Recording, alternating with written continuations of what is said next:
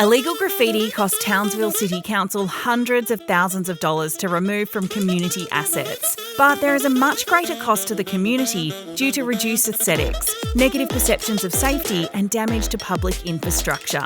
Here's what you can do to help. Removing illegal graffiti from your property as soon as possible can help to reduce it reoccurring.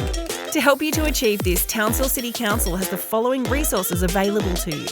Council has 2 options of free graffiti removal kits available to Townsville residents, community groups and businesses. These kits help people to remove illegal graffiti from their property. Each kit contains everything you need to remove graffiti.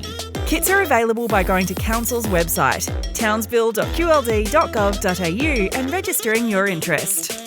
Other ways you can combat illegal graffiti are by keeping your property clean and tidy, installing outdoor or sensor lights, planting trees or shrubs up against blank walls or fences, reporting graffiti in public spaces to Council using the Snap Send Solve app. To learn more about graffiti prevention and to access a full list of graffiti management resources, make sure you head to Council's Safe Places webpage.